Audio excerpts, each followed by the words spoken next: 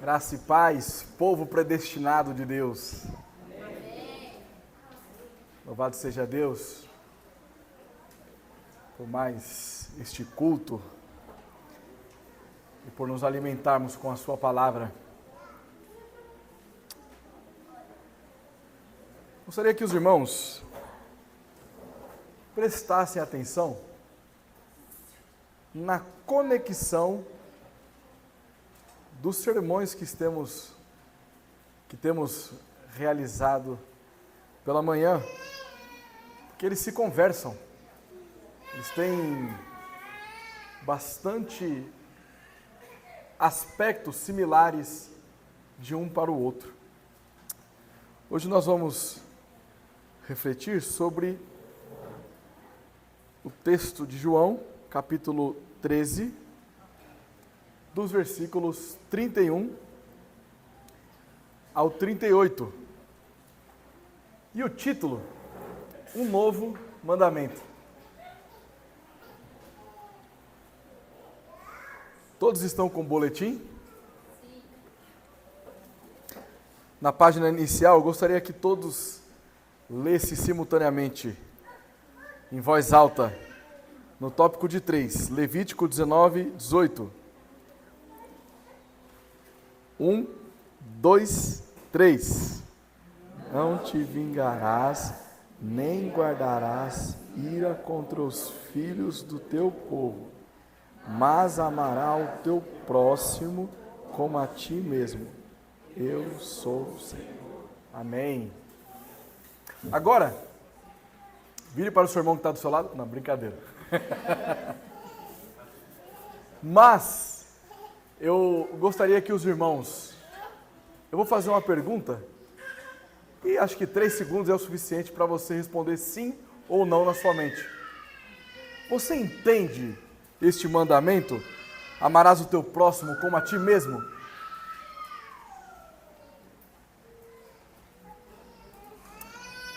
Uns podem ter pensado o seguinte: sim, eu entendo. E a sua responsabilidade vai aumentar a partir de agora? Outros, talvez. Não tenho certeza. E outros ainda não sei. Bom, nós tratamos aqui de diferentes tipos de amor. Então, aquela afeição que você tem por um chegado, um amigo. Não tem aqueles amigos que eles são mais próximos de nós do que nossos próprios irmãos de sangue? Não é verdade? Então nós nutrimos afeições por essas pessoas, nós amamos. Em outros contextos, essa afeição amorosa é pelo nosso cônjuge.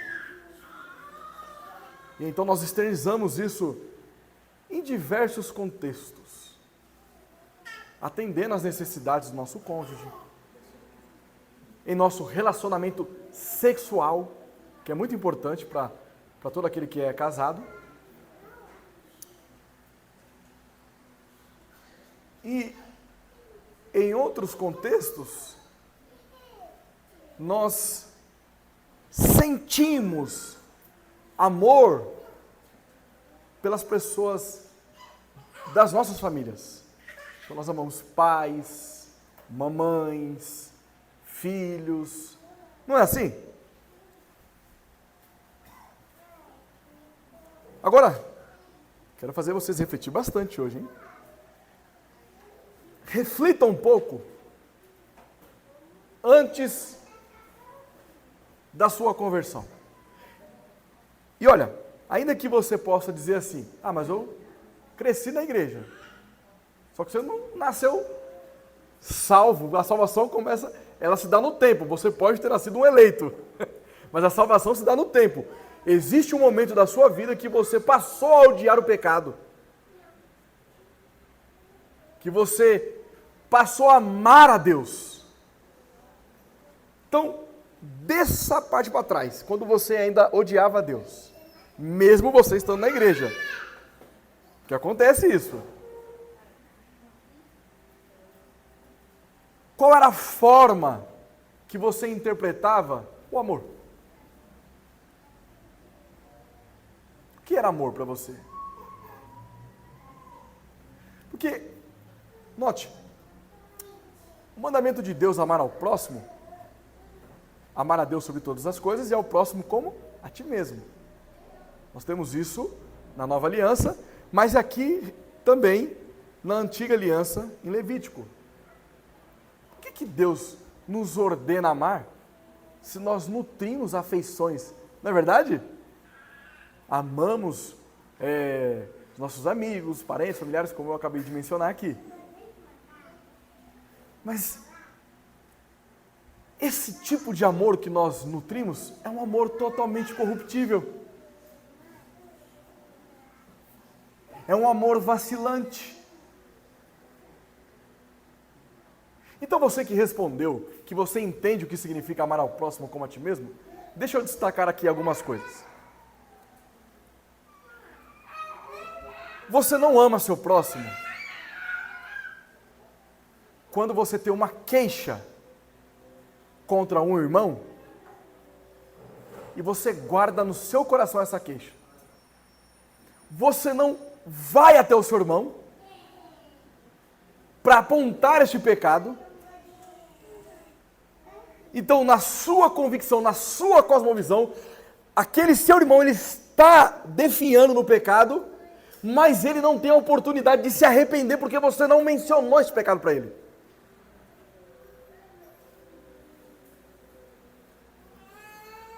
Uma forma como você não demonstra amor ao próximo é quando você fala por detrás de alguém. Em outras palavras, quando você faz fofoca. Você mata o seu irmão.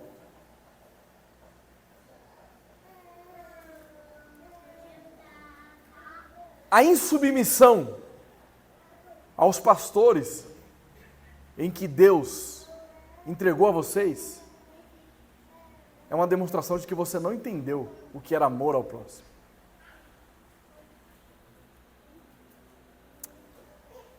Deixa eu explicar de uma outra forma. Deus é amor. É um dos atributos de Deus, amor. Certo? Entre Deus e o seu eleito, não pode haver nenhum tipo de interrupção desse amor de Deus. Como que alguém interrompe o amor de Deus? Note uma coisa.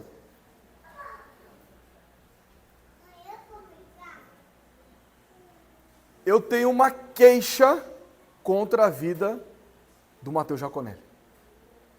Não vou usar o Wellington hoje, tá vendo?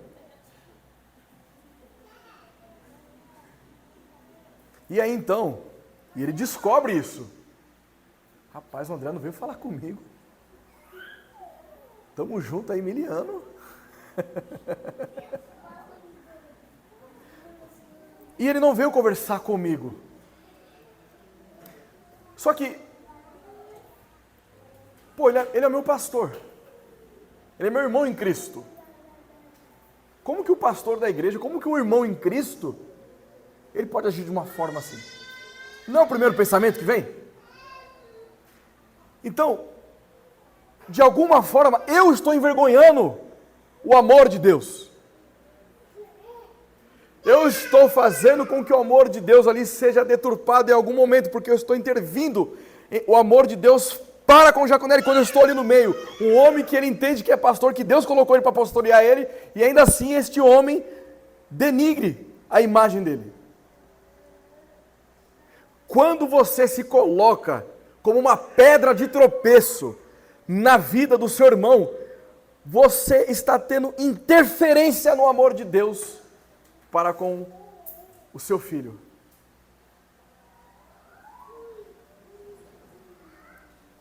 Então a palavra não seria amor ao próximo, seria ódio ao próximo.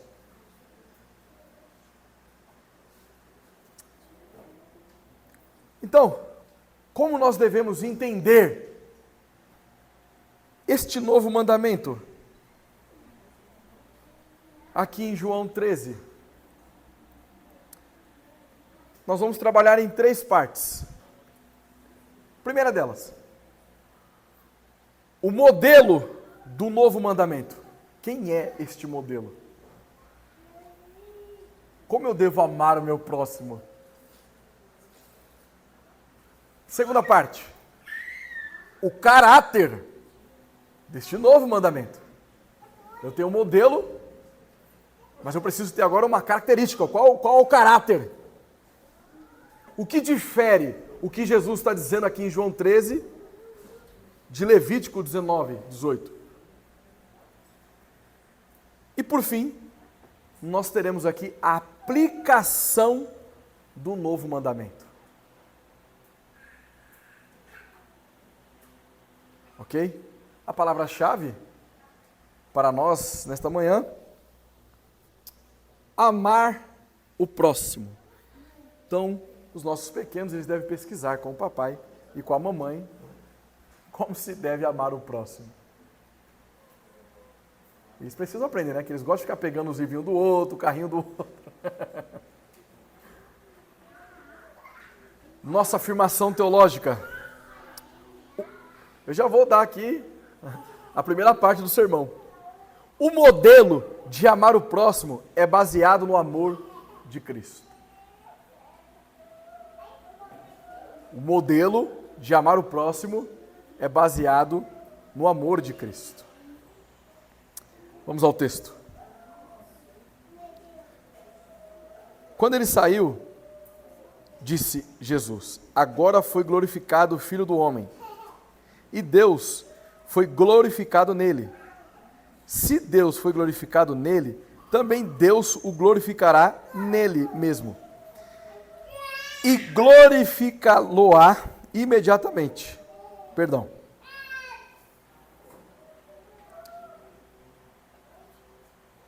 Isso.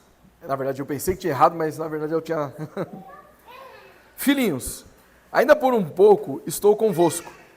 Buscar-me-eis, e o que eu disse aos judeus também agora vos digo a vós outros: para onde eu vou, vós não podeis ir. Novo mandamento vos dou, que vos ameis uns aos outros, assim como eu vos amei, que também vos ameis uns aos outros. Nisto conhecerão todos os que sois meus discípulos, se tiverdes amor uns aos outros. Deixa eu revelar um segredo para os irmãos aqui. Um tempo atrás o Luquinhas quebrou meu óculos. Esse aqui é um reserva, que ele já está obsoleto também. Eu preciso fazer outro, então às vezes eu me atrapalho um pouco aqui na leitura. Aqui. Vamos lá, versículo 36. Perguntou-lhe Simão Pedro: Senhor, para onde vais? Respondeu Jesus: para onde vou, não me podes seguir agora. Mais tarde, porém, me seguirás. Replicou Pedro: Senhor, por que não posso seguir-te agora? Por ti darei a própria vida. Respondeu Jesus: darás a vida por mim? Em verdade vos te digo, que jamais cantará o galo antes que me negue 3 vezes. Amado Deus, graças te damos, porque o Senhor nos amou e faz com que nós amamos. E se amamos é porque somos teus discípulos, teus seguidores. E por sermos teus seguidores é que nós estamos aqui reunidos como igreja, para aprendermos mais do teu santo evangelho. Que a tua graça nos fortaleça e faça com que cada vez mais e mais sejamos a sua imagem e a sua semelhança. Em nome de Jesus. Amém.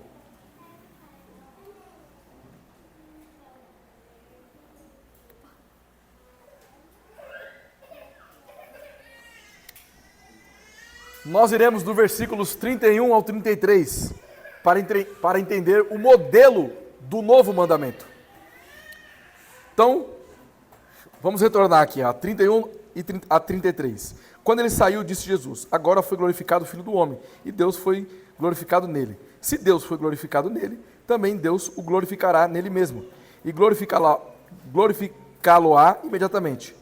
Filhinhos, ainda por um pouco estou convosco.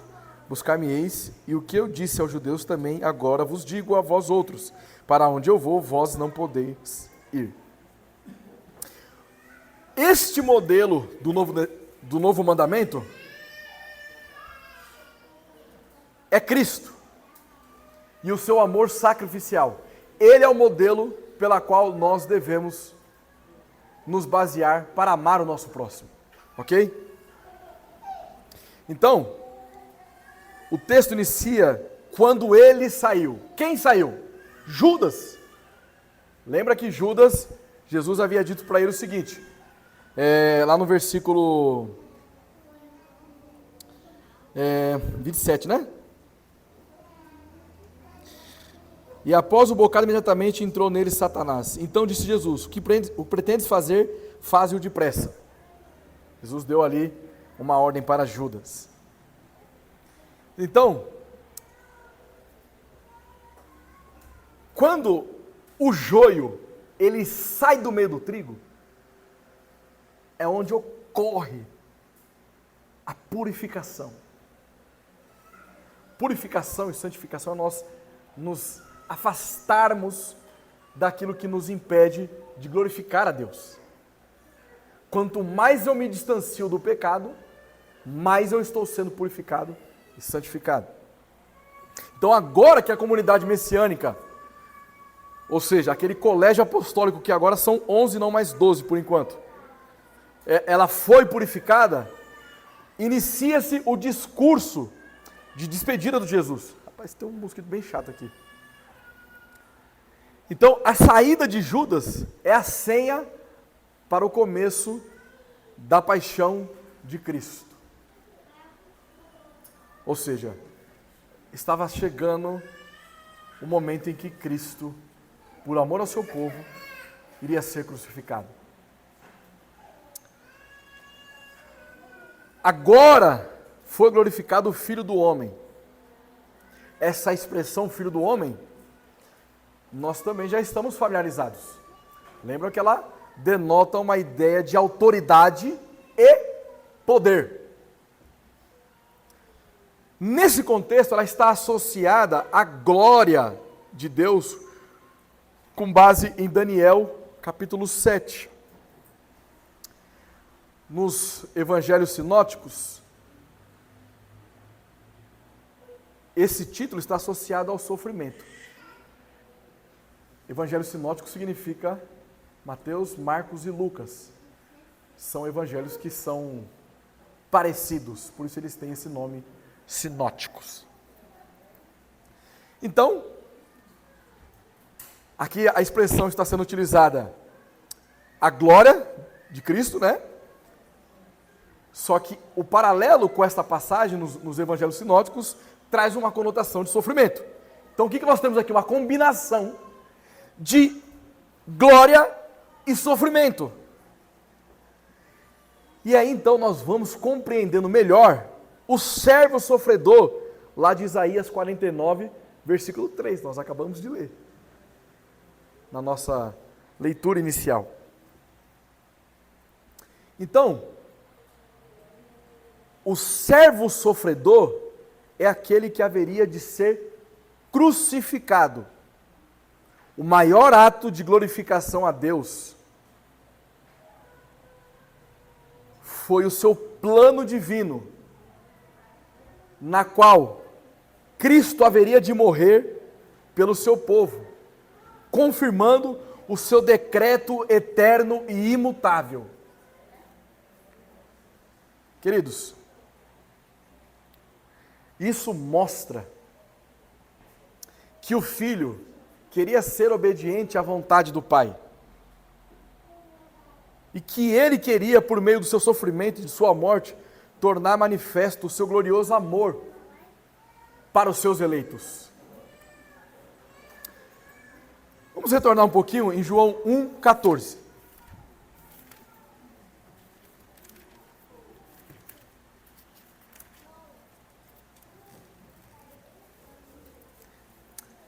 diz o seguinte: e o Verbo se fez carne e habitou entre nós, cheio de graça e de verdade, e vimos a sua glória, glória como unigênito do Pai. Agora vamos no 12, no versículo 27, versículo 28, versículo 32 e versículo 34. Versículo 27 primeiro. Agora está angustiada a minha alma. Que direi eu?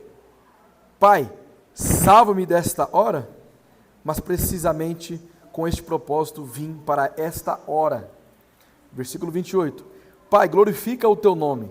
Então veio uma voz do céu: eu já o glorifiquei e ainda o glorificarei. Nos versículos 32 e 34.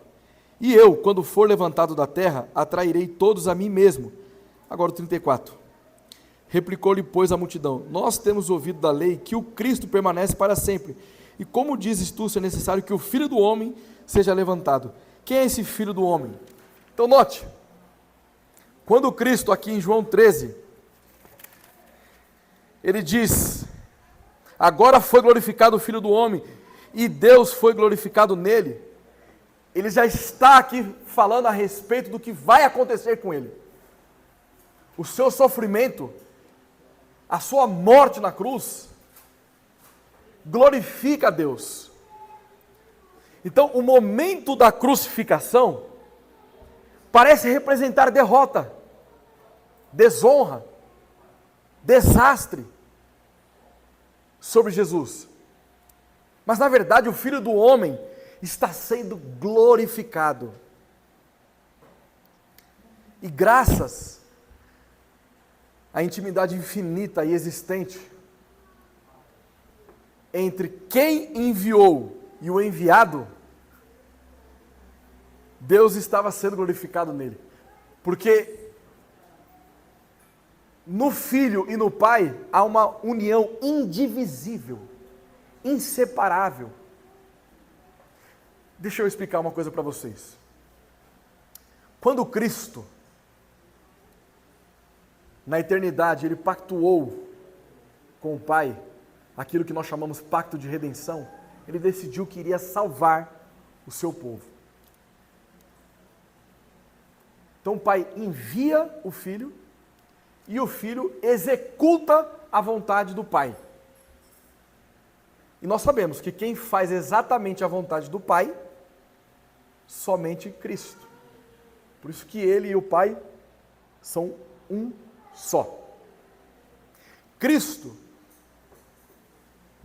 Ele vem com o propósito então de salvar os seus eleitos. Mas isso não há um mérito sequer naquele que é salvo. Aquele que é salvo antes de Cristo, o que ele merecia era apenas a condenação eterna. Era padecer no inferno. Mas Cristo, por amor, ele se entrega voluntariamente ao seu povo de uma maneira sacrificial, fazendo com que nós fôssemos justificados, não mais inimigos de Deus, mas reconciliados com o Pai. Cristo é o modelo desse novo mandamento de amar ao próximo, porque o próximo de Cristo são todos aqueles pela qual ele padeceu na cruz. Ele não estava esperando algo em troca. Ele não estava esperando alguma coisa que o eleito pudesse fazer para ele. E com o passar aqui do nosso texto, nós vamos perceber algumas coisas nesse sentido. Mas ele tão somente amou você sacrificialmente, sem que você merecesse. Então aqui nós temos duas formas de glorificar a Deus. Primeiro, a submissão voluntária do Filho a essa morte por amor ao seu povo. Nós glorificamos a Deus porque Cristo, ele se submete ao Pai vindo morrer por um povo que não merecia. E ele faz isso por amor. Por isso ele é o nosso modelo de amar ao próximo. Segundo, o desejo do pai de entregar esse filho para morrer em amor do seu povo. Então, nós vemos algumas pessoas fazerem umas certas divisões. Então elas, em alguns aspectos, elas querem glorificar a Cristo mais do que a Deus Pai na salvação. Então ela nem está percebendo nisso, ela está criando ali então um certo tipo de triteísmo, 3 deuses como se fossem distintos um do outro, mas na verdade eles são inseparáveis. Então a obra que Cristo realizou por nós na cruz, isso é motivo de nós glorificarmos ao Pai, ao Filho e ao Espírito Santo. E note,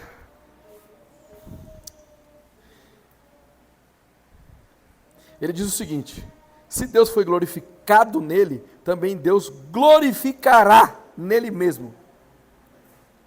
Então ele traz aqui um aspecto até mesmo futuro, né? Glorificará, certo? Porque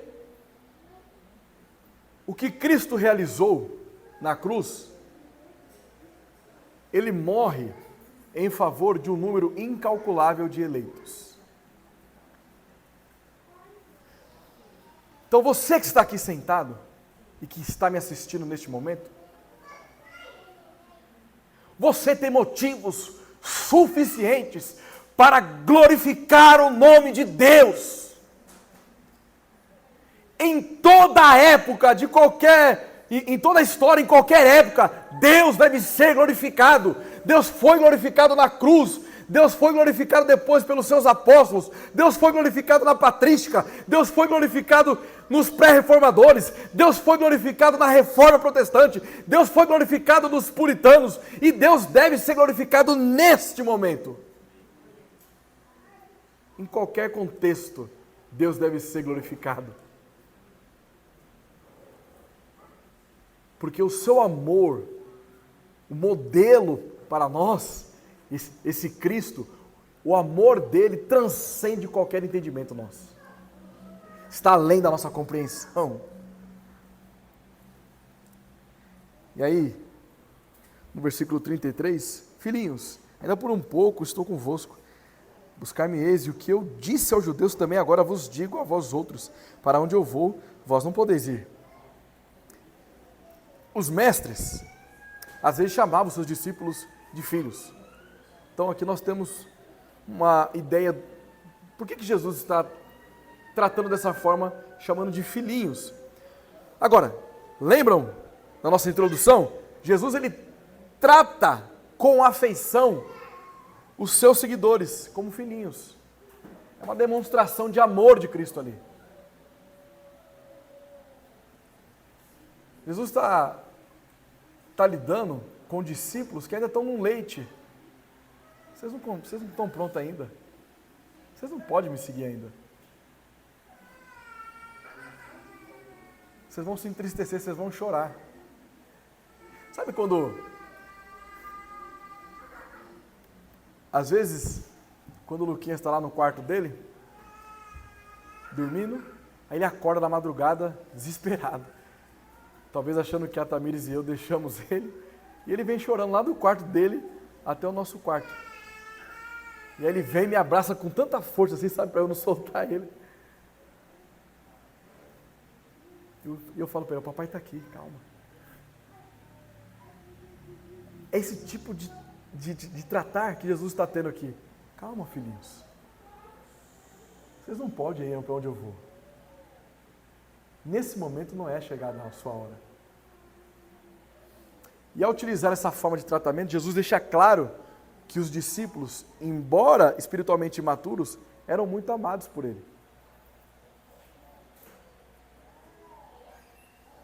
O que Jesus está fazendo é acalmando corações inquietos, porque eles iriam sentir saudades fisicamente de estar com Jesus. É nesse sentido que eles iriam buscar Jesus Cristo, mas não iriam achar. É aquele sentimento... Nossa, o mestre deveria estar aqui, olha. Já pensou se Jesus estivesse aqui conosco agora? É esse tipo de pensamento que poderia vir para os discípulos. Jesus já está acalmando eles. No momento, eles não poderiam estar com Jesus. Por isso que nós vamos, no próximo sermão, né? E até mesmo naquela canção, não se turbe o vosso coração, crede em Deus e também em mim, a casa de meu pai há muitas moradas. Não sou um bom cantor, mas Cristo vai preparar o lugar para eles. Vocês ainda não estão prontos.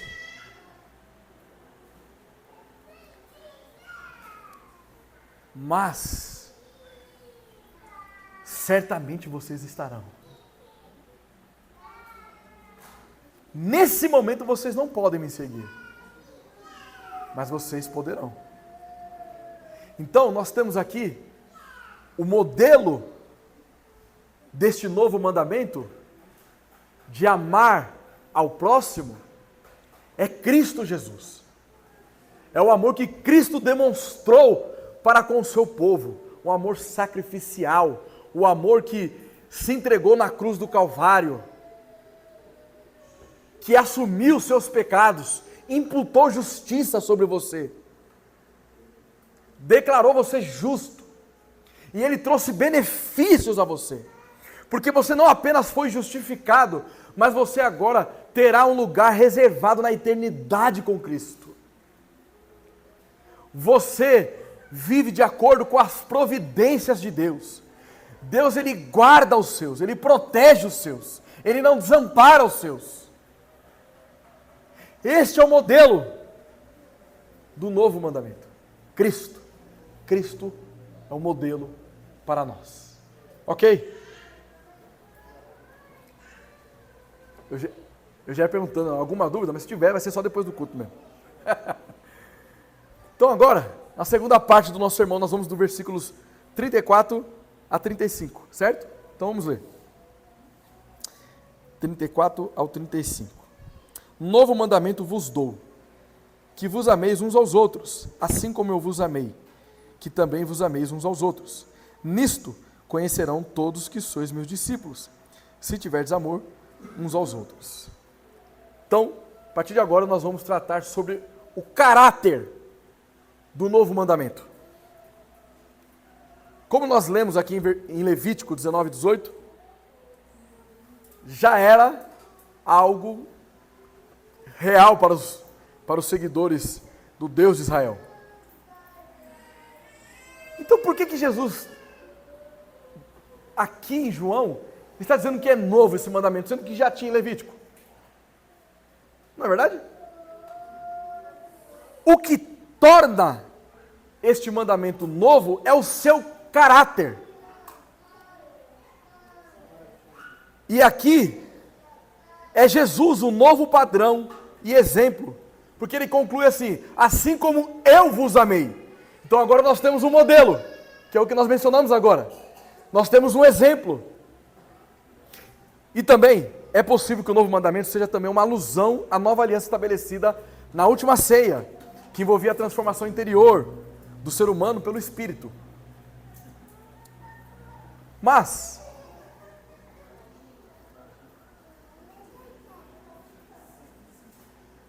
eu gostaria de tratar 3 características deste novo mandamento, para que nós venhamos entender o seu caráter prático. E a primeira dessas características é o exemplo. Preste muita atenção. Jesus amou os seus discípulos, ensinando eles. O ministério de Jesus Cristo foi um ministério de ensino para os seus discípulos. Por isso que ele era chamado de mestre. Ele estava ensinando os seus discípulos. Então, ele era o exemplo. Ele também exortava os seus discípulos. Ele serviu e amou os seus eleitos sacrificialmente. E aqui eu farei algumas aplicações do que eu acabei de dizer. Jesus, ele é nosso exemplo para esse novo mandamento, de amar uns aos outros assim como ele nos amou. Então, eu acabei de dizer que Jesus passou a sua vida ensinando os seus discípulos. Uma das marcas dos seguidores de Cristo é que eles ensinam quem não sabem. Se você tem um irmão que tem dificuldades em certos assuntos bíblicos, cabe a você ensinar os seus irmãos. É óbvio que no ambiente de igreja, a responsabilidade do ensino está delegada aos presbíteros. Mas isso não anula o fato de você ter que ensinar, por exemplo, na sua casa. Por isso que nós prezamos pelo culto doméstico. Se você não realiza o culto doméstico na sua casa, se você não tem a disposição de ensinar a sua esposa, de ensinar os seus filhos, é uma demonstração de que você não está amando como Jesus amou. Se você não ensina a sua esposa, se você não ensina os seus filhos, é uma demonstração de que você não ama eles como Cristo amou vocês.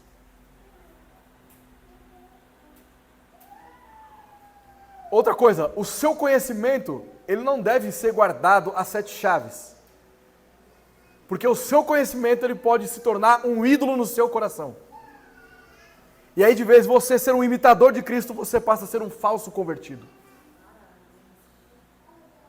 Porque você guarda aquilo que você recebeu de Cristo, mas não ensina outras pessoas. Você não serve outras pessoas.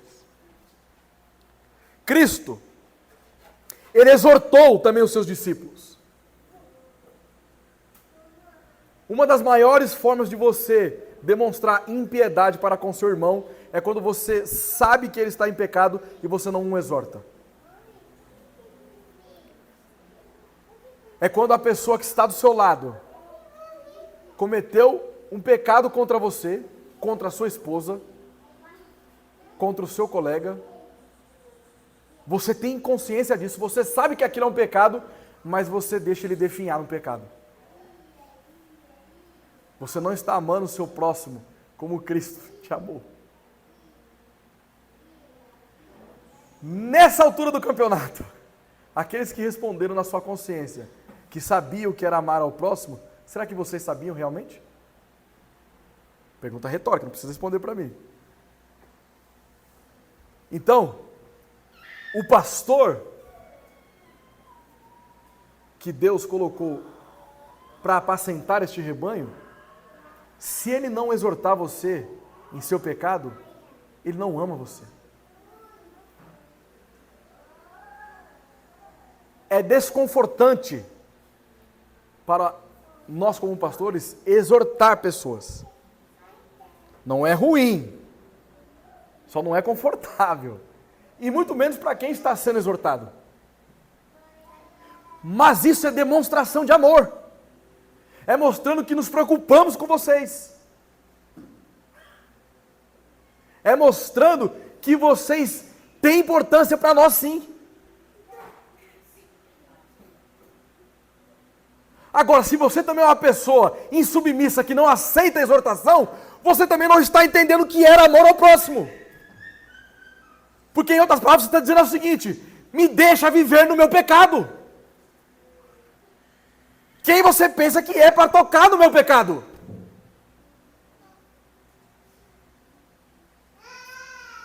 E aí tem aquela frase clássica, né? Só Deus pode me julgar. Como se isso aí fosse... Não é verdade?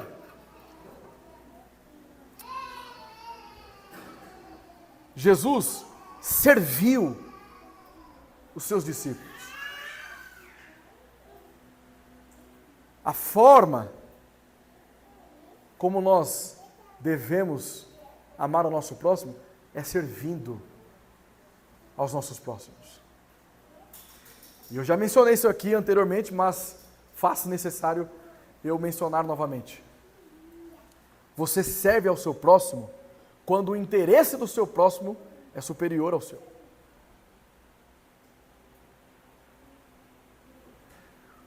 Quando você cede alguma coisa para que o nome de Cristo seja glorificado, você está servindo ao seu próximo. O que eu não estou dizendo aqui é que sempre que alguém pedir alguma coisa para você, essa pessoa vai estar certa e você deve fazer. Esse não é o ponto. O ponto é que o que você pode fazer para que o nome de Cristo seja glorificado. Então você imagina. Vamos lá, Mateus, hoje você é meu auxiliar aqui, ó. Então o Mateus Jaconelli está com um elástico, certo? Então ele está segurando uma ponta e eu estou segurando na outra ponta. E eu quero que ele venha para o meu lado e ele quer que eu vou para o lado dele. O que vai acontecer se eu soltar? Ele vai se machucar.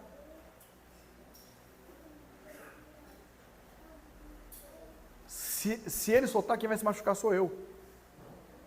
Então, o relacionamento entre duas ou mais pessoas, há uma necessidade de ceder. E como que nós iríamos ceder nessa situação? Ambos indo em direção ao outro, para que nem ele nem eu seja machucado. E o nome de Cristo seja glorificado. Esse é o padrão, igreja. Esse é o padrão. E agora, quero apertar mais um pouquinho. Cristo amou seus eleitos sacrificialmente. Ele deu a sua vida em favor de pessoas imerecedoras da graça. Você não era merecedor, você não tem mérito algum na salvação. Mas Cristo te amou, porque o amor dele foi sacrificial. Foi um amor vicário, ao invés de você, foi ele. Foi um amor expiatório, ele expiou os seus pecados. Você deve amar o seu próximo sacrificialmente. Mas como eu vou amar sacrificialmente? Se o único sacrifício viável é o de Cristo, como eu posso expiar o pecado de alguém? Não é esse sentido. Senão eu estaria cometendo uma heresia aqui. O que eu estou querendo dizer é que em alguns momentos, a sua razão, o seu sentimento, o seu orgulho, ele tem que ser sacrificado. Não é justo fazer isso. Não é dessa forma que eu entendo. Mas você precisa se sacrificar, irmão. Você precisa entender que muitas vezes, aquela pessoa, aquele seu irmão que te feriu, que te magoou, que te machucou, se ele estiver fraco na fé, ele não consegue te pedir perdão. Aí é você que tem que sacrificar o seu orgulho e lá falar, olha, eu te perdoo mesmo assim. Eu te amo mesmo assim, porque você está fortalecido na fé. Aprenda a sacrificar os seus sentimentos, suas emoções. Ame o seu irmão, a sua irmã, o seu marido, a sua esposa. Eu não vou fazer a janta para só porque brigou comigo essa semana, não quis me dar o dinheiro para ir para o salão de beleza? Tá bom então não vou fazer a janta.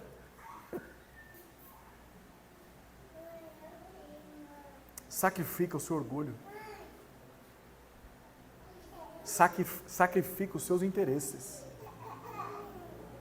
Coloque-se no seu lugar. Você é servo, você não é senhor. Enquanto nós não entendemos que igreja é servir, nós sempre vamos ser pegos em pecados de orgulho, de insubmissão, de ódio e não amor ao próximo. Você é servo de quem está do seu lado. Eu sou servo de vocês.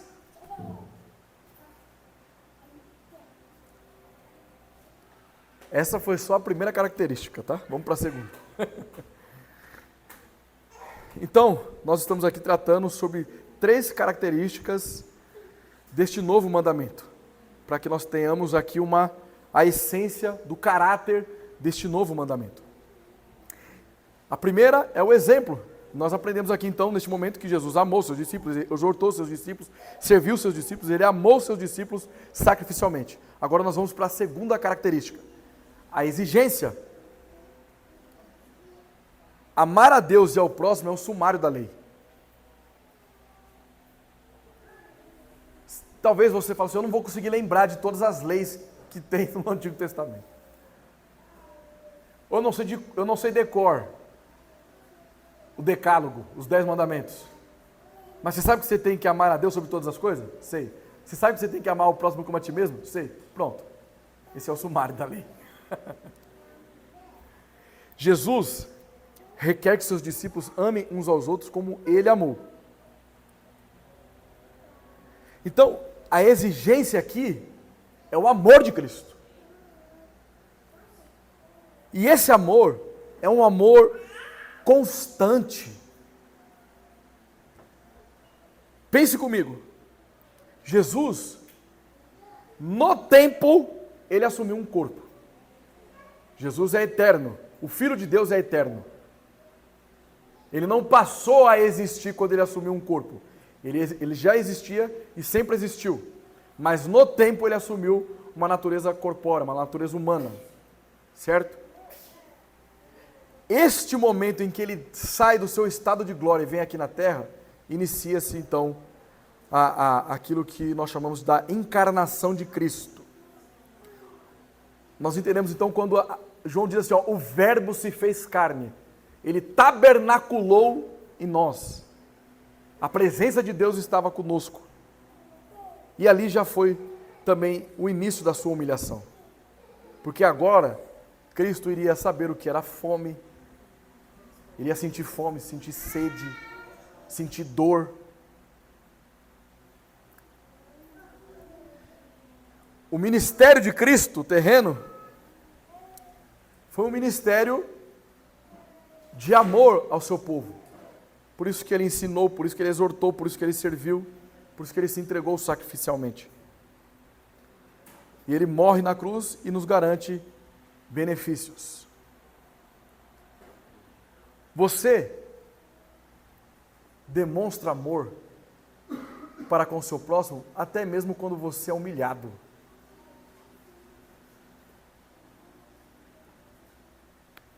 Porque, em alguns contextos, você vai passar por situações que talvez você nem merecia passar. Numa ótica humana, tá? E aí, isso aflige você de uma forma de que você não consegue exercer mais amor ao próximo. Que você está machucado. Feriu o seu orgulho. Olha, é pesado, né, meus irmãos? Agora, por exemplo, aqueles que almejam o pastorado, eu sei que tem alguns irmãos aqui que já conversaram conosco, que sonham um dia em ser um pastor de igreja. E aqui vai um conselho de um jovem pastor.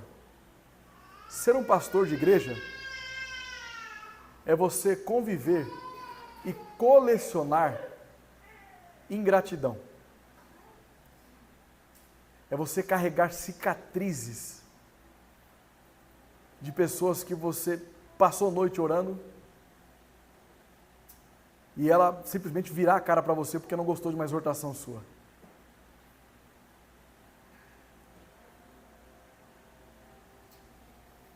É você ceder o que você tem na sua casa, na sua família. Você quer saber como que é a vida de um pastor? Pergunta para a esposa dele. Pergunta para ela. O quanto ela está... Como está sendo a vida dela?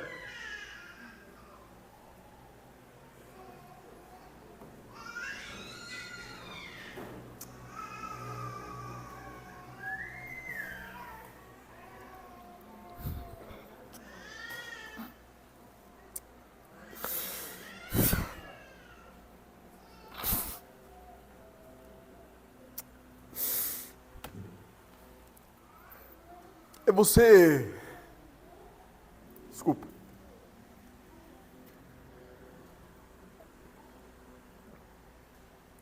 É você esquecer os seus problemas.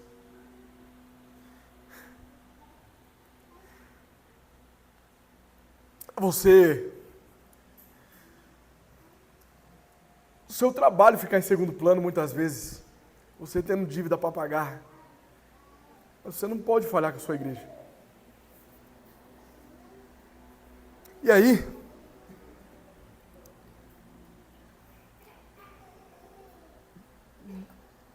aquelas pessoas que, e às vezes você dá sua vida por elas e elas, o julgar delas é pesado contra aqueles que estão à frente. Ele é pastor, ele não pode fazer isso. Com base no quê? No que eu acho.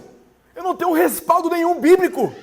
Mas eu acho que ele deve ser assim. Então, porque eu acho que ele deve ser assim, ele deve ser pesado.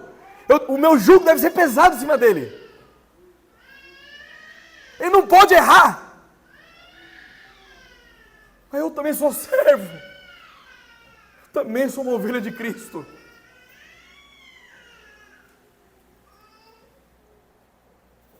Então, nós precisamos entender que a exigência deste novo mandamento, ela é pesada mesmo. O seu nível é lá em cima, porque o modelo é Cristo. Não é o André, não é o Leonardo, é Cristo. Não faça essas coisas por amor a mim, não, mas por amor ao Cristo. Porque amando ao Cristo, obrigatoriamente você vai ter que me amar. Percebe? Terceira característica. Quando você tem Cristo como exemplo deste novo mandamento, quando você sabe a exigência desse novo mandamento, chegou a hora de você então colher os resultados. Essa é a terceira característica. Porque é no seu amor a Deus, é no seu amor ao próximo, que você evidencia que você é um discípulo de Cristo. Mas se no seu coração só tem amargura, só tem ódio, só tem rancor, só tem marcas de que alguém feriu o seu orgulho, feriu o seu ego. E o pior, que às vezes essas pessoas que machucaram você, elas nem sabem que machucou você. E aí então, você está sendo um péssimo discípulo de Cristo. Desculpa ter que falar isso. Quer dizer, desculpa nada. Vai assim mesmo.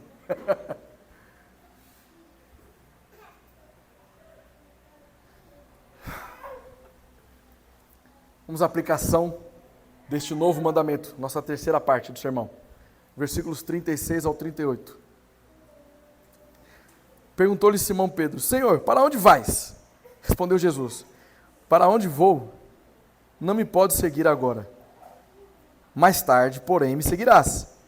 Replicou Pedro: Senhor, por que não posso seguir-te agora?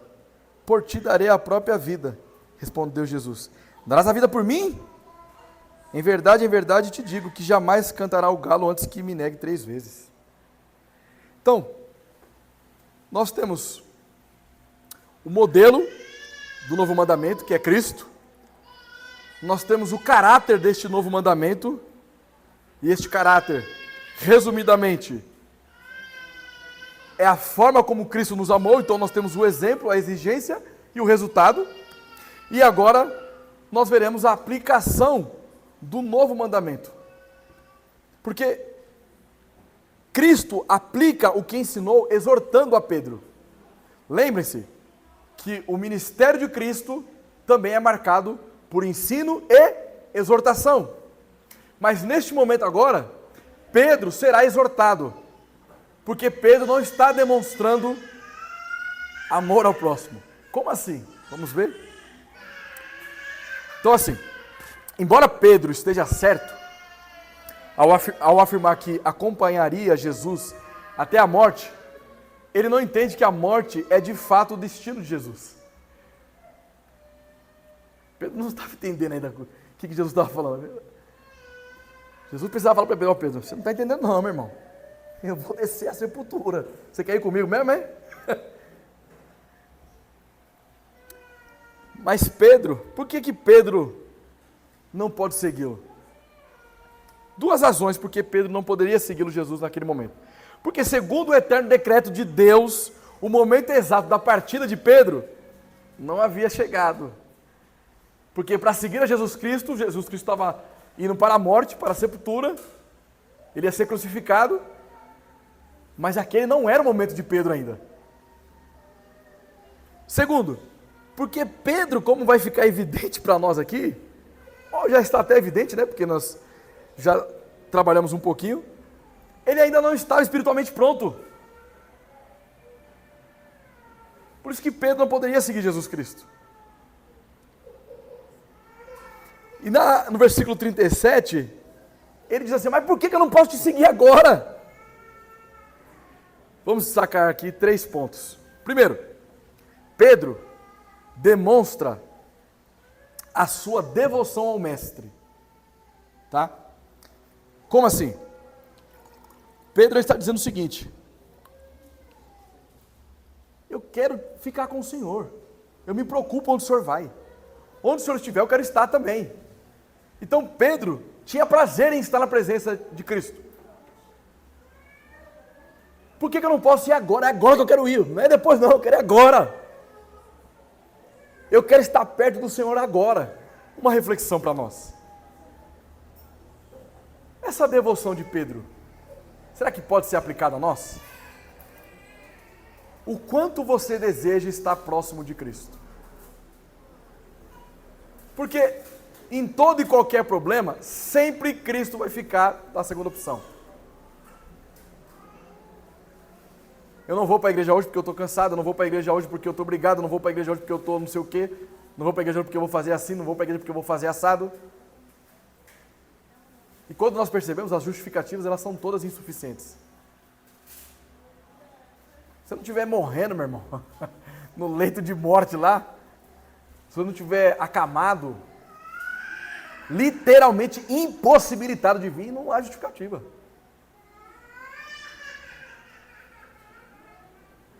Aí, mas quer dizer então que eu só tenho a presença de Cristo quando eu estou na igreja? Tá bom, vamos aplicar no seu dia a dia então. Culto doméstico, oração particular, devoção pessoal, evangelismo.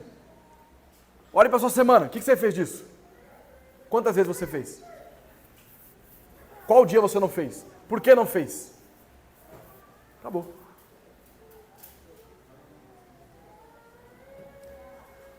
O segundo ponto dessa pergunta, apesar de mostrar uma certa devoção de Pedro ao nosso Mestre Jesus Cristo, ele também quer estar onde Jesus está. Então, ele não sabe o que vai acontecer ali ainda. Então, às vezes, nós não temos o conhecimento de Cristo, então nos justificamos para tudo que possa substituir a Cristo em nossas vidas. Por nós não temos o conhecimento de todas as coisas, Jesus sabia para onde ele estava indo, mas Pedro não sabia. Olha só, Judas só saiu. Judas saiu. Mas em nenhum momento o texto está dizendo aqui que Jesus, olha, Judas saiu, vai lá me trocar por 30 moedas, vai vir os fariseus aqui, vão me prender, eu vou ser crucificado. Ele não dá esse tipo de explicação aqui. Mas ele sabe de tudo isso. Então o conhecimento de Cristo é superior ao seu. E parece que muitas vezes a gente não quer aceitar isso. Parece que nós queremos submeter Cristo às nossas vontades, aos nossos interesses. Se não for assim. Terceiro ponto. Aliás, esse é o segundo ponto agora ainda. Esse aqui foi só um complemento do primeiro. A sua impaciência Pedro, ele estava sendo aqui imediatista. Conhece alguém assim? Tem que ser agora, meu irmão. Se não for agora, é melhor você nem fazer mais. Geralmente a pessoa que é imediatista está olhando para si mesma.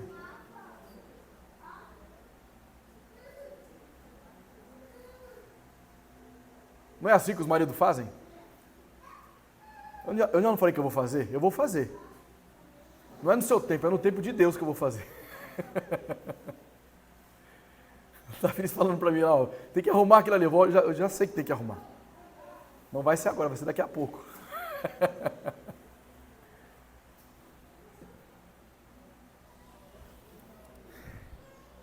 Terceiro ponto é que Pedro não estava espiritualmente pronto.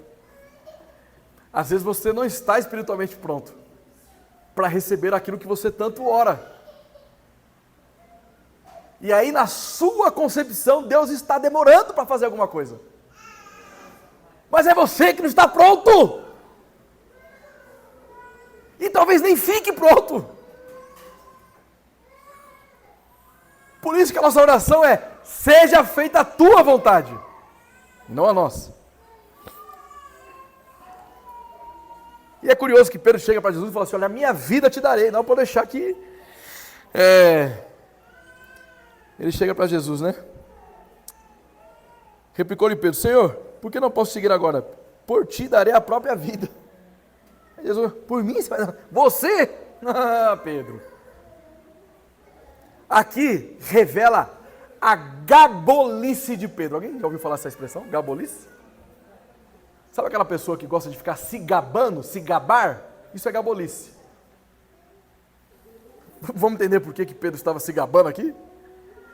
Porque por detrás dessa expressão de Pedro, darei a minha vida por ti, está mais ou menos assim: eu serei mais corajoso que os outros discípulos. Pode todos te abandonar, eu não.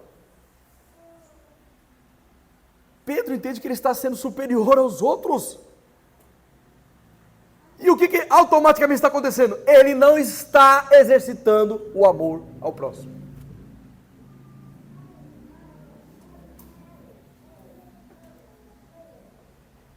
Outra questão: jamais te negarei. Pedro está confiando na força da carne. Pedro, você até vai até o fim comigo, filho, mas é eu que vou te capacitar. Você é um covarde ainda, Pedro. Você vai me negar 3 vezes. Você está querendo se garantir na força da carne. Aquelas pessoas que vivem de acordo com a carne, essas pessoas também não amam o seu próximo. Porque amar ao próximo é fruto daquele que nasceu de novo. Eu irei até o limite por teu benefício. Pedro estava disposto a morrer por Cristo, mas ele não estava morrendo para si mesmo.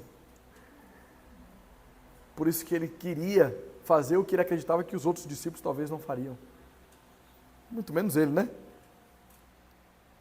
Agora, Jesus sabia exatamente que o oposto aconteceria dentro de poucas horas.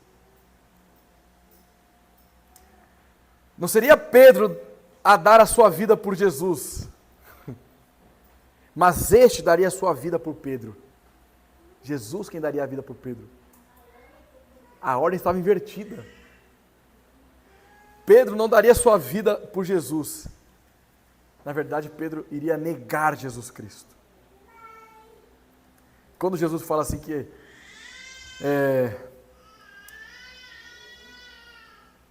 jamais cantará o galo antes que me negue 3 vezes, aqui é um horário específico, ó, antes das 3 da manhã você vai me negar 3 vezes. Agora, eu queria chamá-lo, vocês, a refletir comigo nessa expressão de Jesus Cristo. Você vai me negar 3 vezes. Vamos pensar aqui. 3 fatos eu quero destacar. Primeiro, aqui mostra que Jesus, de fato, ele é um profeta. Porque ele revela o coração enganoso de Pedro.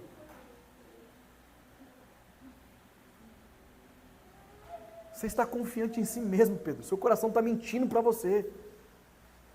Você não está pronto ainda.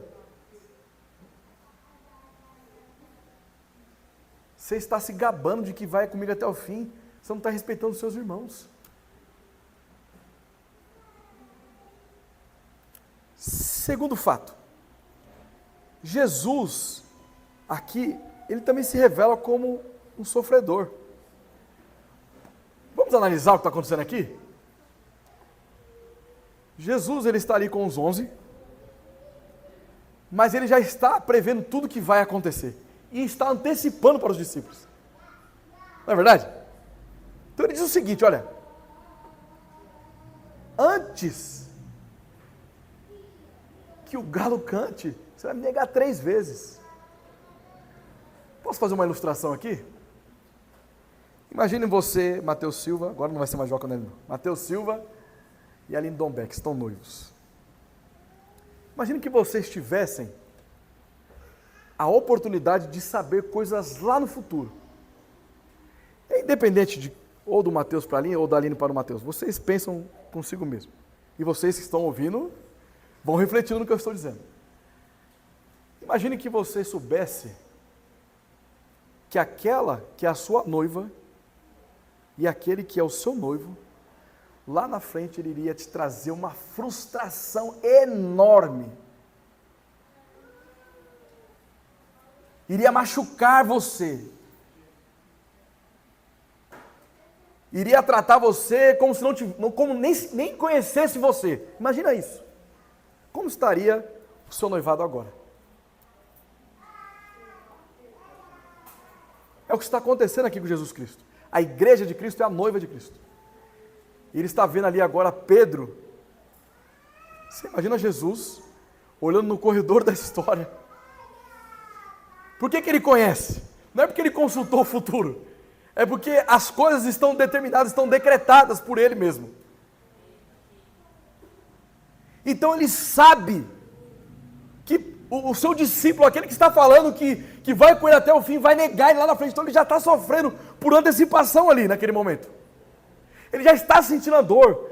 O que vocês pensaram nessa tipologia que eu fiz aqui agora, envolvendo o Mateus e a Aline, foi pior ainda. Porque Cristo estava disposto a morrer por aquele que iria negá-lo.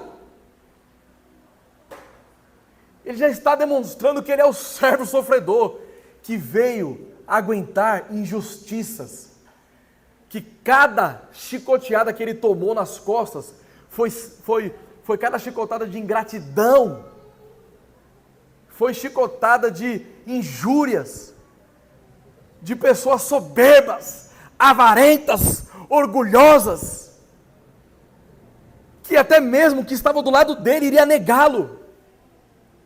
É isso que está acontecendo ali. E aí você começa então já a pensar o que está acontecendo quando Jesus está lá no Getsemane, que ele começa a soar gotas de sangue. É os discípulos que vão abandonar. É o mundo que ele criou, contrariando ele.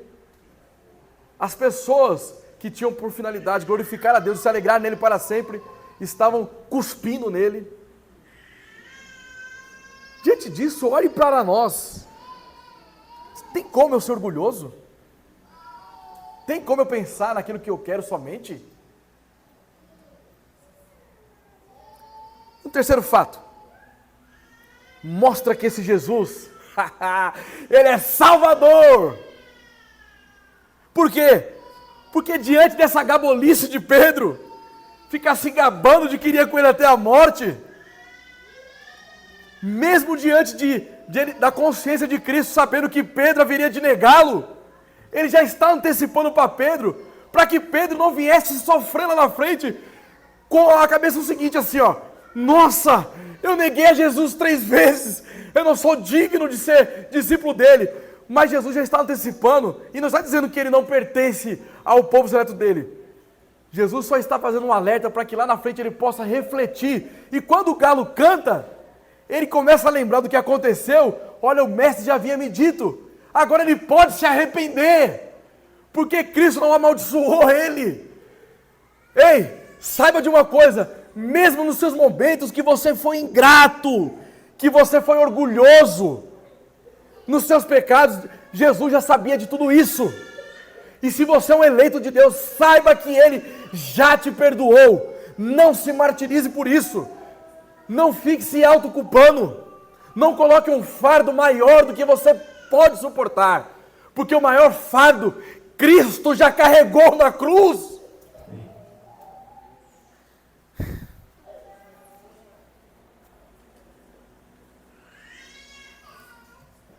Final. Cristo deve ser o padrão de amor ao próximo. Você vai amar o seu próximo quando você tiver respeito pelo seu próximo. Você pode não concordar. Você pode entender até que o seu próximo está errado. Mas você vai sempre dever o respeito pelo seu próximo. O seu próximo merece de você a empatia. O que é empatia? Se colocar no lugar do seu próximo. Por que essa irmã está falando desse jeito comigo? Por que esse irmão está falando assim comigo? Será que ele teve um bom dia no trabalho? Será que o relacionamento dele tá legal? Como é que está as finanças do meu irmão? Estou percebendo ele tão nervoso.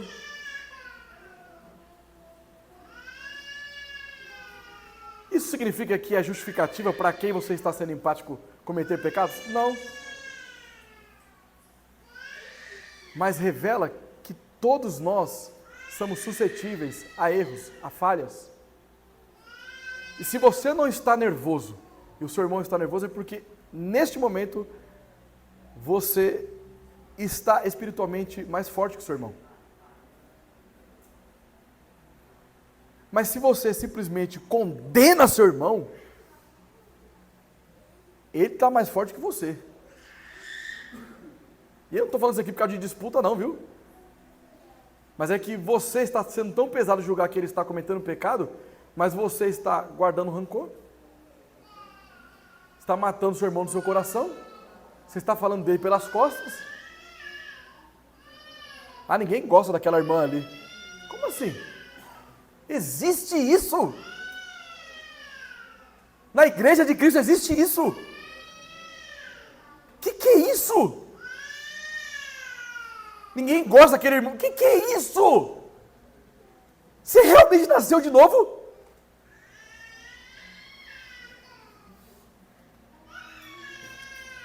Você deve ensinar o seu irmão. Ensine o evangelho. Exorte em seu pecado. Serve seu irmão. E mate o seu orgulho. Mate o seu ego.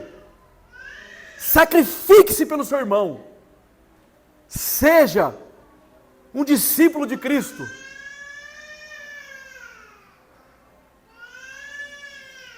Queridos,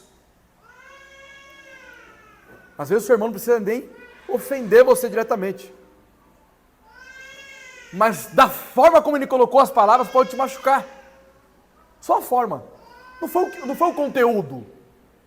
Foi a forma. E eu posso errar assim também. Eu posso falar errado com você. E você vai me matar porque eu falei mal com você? Aí eu não estou mais apto para ser pastor. É isso. Estou desqualificado agora para o ministério. É isso então. Porque se você está agindo assim com o seu irmão que está do seu lado, então quando você vê eu fazendo isso? Porque eu também sou suscetível a erro. Eu também peco. Quando você vê o Léo, o que você vai fazer? Vamos trocar? Porque a gente precisa que tenha aqui um anjo celestial, sem pecado nenhum, para que dirija a igreja. É assim? Nós vamos crescer juntos. Nós vamos nos amar juntos. Igreja é você saber conviver com os pecados do seu irmão ali, exortando o seu irmão, amando o seu irmão, ensinando o seu irmão. É você discordando do seu irmão que está do seu lado e achando que ele está errado e ele achando que você também está errado. Na igreja tem tudo isso.